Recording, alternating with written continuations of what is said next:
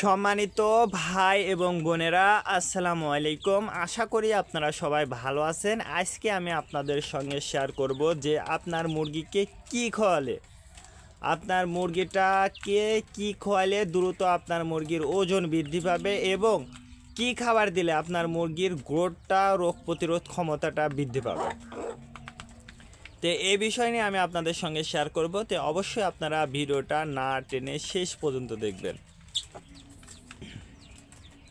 তে যে সকল ভাই এবং বোনেরা যারা গ্রামে দেশি মুরগিটা লালন পালন করতেছেন, তে আমাদের প্রধান যে সমস্যাটা সেটা হচ্ছে যে সকল বোনেরা গ্রামে যারা আছি আমরা আর কি, তো এই গ্রামে আমরা আমাদের দেশি মুরগিগুলোকে কি খাবার দিই? আমরা খাবারটা দিই হচ্ছে ভাত দিই, চাউল দিই, ধান দিই। এইগুলো সচরাচর কিন্তু আমরা এইগুলোই কিন্তু দিয়ে থাকি।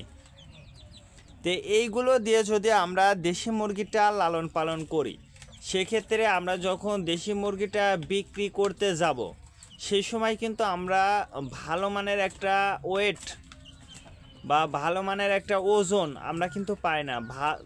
যদিও দেশি মুরগি, ব্রয়লার, সোনালি, লেয়ার, পাকিস্তানি, আপনার ফার্মে যে মুরগিগুলোর কথাই বলেন না কেন, সবচেয়ে বেশি দামে কিন্তু মুরগিগুলো বিক্রি হয়, মাংসের জন্য সবচেয়ে বেশি দামে মুরগিগুলো বিক্রি হয়, সেটা হচ্ছে দেশি মুরগি। তো আমরা দেশি মুরগিতে পর্যাপ্ত পরিমাণ ভালো মানের একটা দাম পাওয়ার পরেও কিন্তু আমরা একটা জিনিস পাই না, সেটা হচ্ছে আমাদের দেশি মুরগির ওজনটা পায় না। তো এই ওজনটা আনার জন্য আমরা কি ধরনের খাবারটা ব্যবহার করব, সেটাই কিন্তু আমি আপনাদের সঙ্গে বিস্তারিত শেয়ার করতেছি। তো সর্বপ্রথম আপনাকে যে কাজটা করতে হবে, যখন আপনার মুরগিগুলো বিক্রির উপযোগী হবে, যে মনে হবে যে না এখন যদি আমি আমার মুরগিগুলো বিক্রি করি সেক্ষেত্রে আমার মুরগির ভালো টাকা আর্নিং হবে, সেক্ষেত্রে কিন্তু আপনি যদি আপনার মুরগিগুলো বিক্রি করেন, দেখবেন যে এখন মুরগিটা বিক্রি করতে গেছেন কিন্তু মুরগির ওজনটা কিন্তু আপনি পেলেন না, তাহলে কিন্তু আপনার মুরগিতে লাভ হলো না। তো এইরকম পরিস্থিতিতে যখন আপনি মুরগিটা বিক্রি করবেন, বিক্রি করার আগে কিছু নিয়ম আপনাকে মানতে হবে।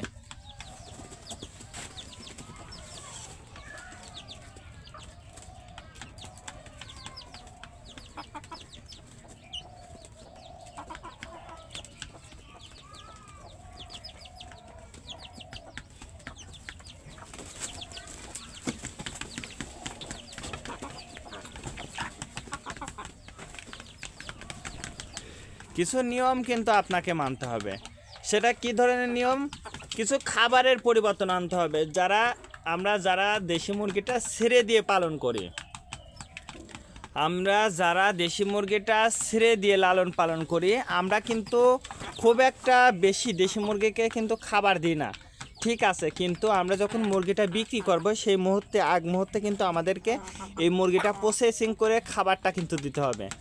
তো আমরা যেহেতু আমি সর্বপ্রথমে বলেছি যে আমরা ভাত, ধান, গম এইগুলো কিন্তু দিই না। আমরা এইগুলো যখন আপনি মুরগিটা বিক্রি করতে চাচ্ছেন, এই 15 দিনের মধ্যে, অর্থাৎ মুরগি বিক্রি করবেন যে আগামী মাসের 15 তারিখে বা এই মাসের বা সামনের মাসের 15 তারিখে, অর্থাৎ 15 দিন আগ থেকে আপনাদের একটা প্রসেসিং করতে হবে যে আমি এই মুরগিগুলো বিক্রি করবো, এই মুরগিগুলোর আমি এই খাবারটা দেবো। তো আমি সর্বপ্রথম যে খাবারটা আপনাদেরকে সাজেস্ট করব, যে আপনার মুরগির ওজন ভালো হওয়ার জন্য বা ওজনে আনার জন্য যে সর্বপ্রথম যে খাবারটা আমি আপনাদেরকে দেখাবো, সেটা হচ্ছে এই যে ব্রয়লার মুরগির ফিড।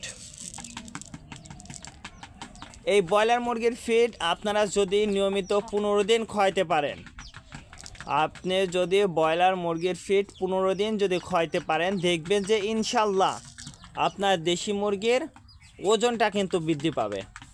তারপরে যে ফিডটা আমি আপনাদেরকে সাজেস্ট করব, সেটা হচ্ছে এই যে ব্রয়লার মুরগির জিরো ফিড।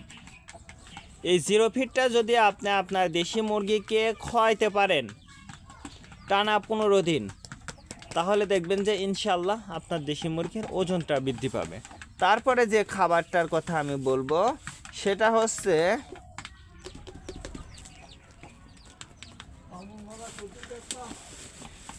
হচ্ছে গম। গমটা যদি আপনারা আপনার দেশি মুরগিকে নিয়ম করে যদি খাওয়াইতে পারেন, তাহলে দেখবেন যে ইনশাল্লাহ আপনার দেশি মুরগির ওজনটা অনেক গুণে বৃদ্ধি পাবে।